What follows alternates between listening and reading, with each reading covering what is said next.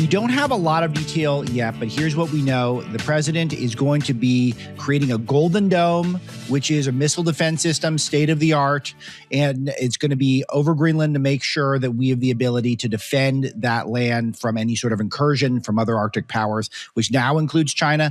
There's going to be more negotiations that are going to be led by the Vice President, J.D. Vance, Secretary of State Marco Rubio, and Special Envoy Steve Witkoff, his negotiations expert.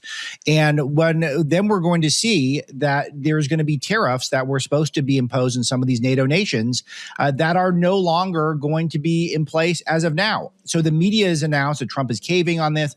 It's just not true. It was always part of the deal. Trump knows what he wants, and he always ends up getting what he wants. And just because he lays out a strong negotiating tactic at the start, that does not mean that's going to be the end result. That does not mean that's going to be where it nets out in the end. And him being the expert negotiator is exactly what the country needs. And I don't know how many times Lucy has to pull the football away, and by Lucy I mean Trump, for in the media is the Charlie Brown role, kicking at air, for people to understand that that's how this goes down.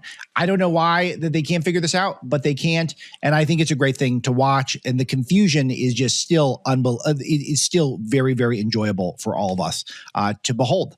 I got some more clips of Trump at Davos, and I think this is a really important point. Cut 15, please, guys. In 2019, Denmark said that they would spend over $200 million to strengthen Greenland's defenses. But as you know, they spent less than 1% of that amount. 1%, there's no sign of Denmark there. And I say that with great respect for Denmark, whose people I love, whose leaders are very good.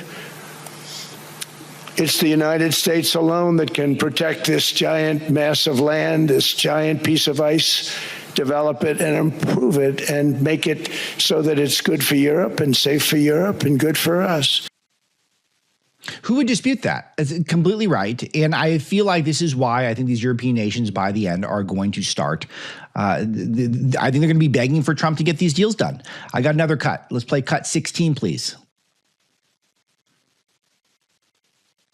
Oh, we don't have 16. I was told we had 16. Okay. So what I'm trying to share with all of you is that Trump understands that this is all a master negotiation, not just for minerals, but to try to make sure that we have the best possible defense of the Western Hemisphere as other countries get empowered. It's very simple. And NATO doesn't understand this.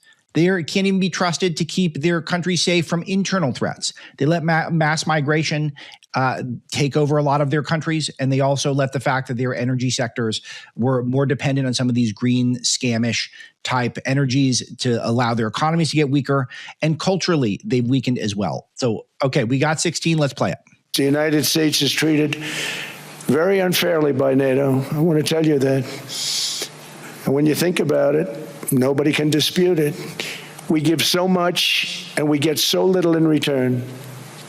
And I've been a critic of NATO for many years.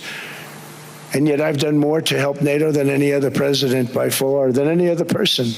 You wouldn't have NATO if I didn't get involved in my first term. The war with Ukraine is an example.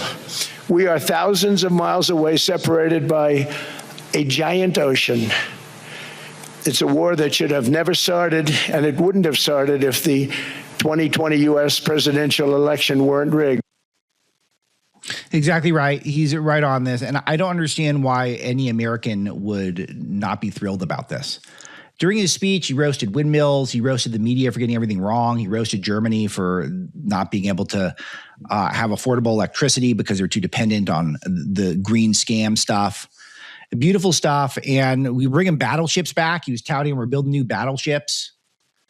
Really exciting stuff. But he also is talking about other parts of his agenda, trying to get the word out, talking about peace around the world. He even brought up what's going on in Minnesota in a sit down after his speech. I'm going to play cut 10, please, guys. If you take a look at Minnesota, $19 billion in fraud and other things. People going to airports, they came into the country, they don't have 10 cents, and they're leaving with hundreds of thousands of cash in their bags. When we get to that, and our DOJ, Pam, and Todd and all the people that work over there and all of the people that work in here. I can tell you, Scott Bessent is working on that. It's a priority, right? You have your whole team. We're in there looking for where this money is coming from, how much it is. It could be more than $19 billion. Can you believe that? That's just one state. And right before we got on the air today, the Attorney General, Pam Bondi, announced that the FBI has executed 2 arrests in Minnesota. One of the names has come out, is someone named Nikema Levy Armstrong.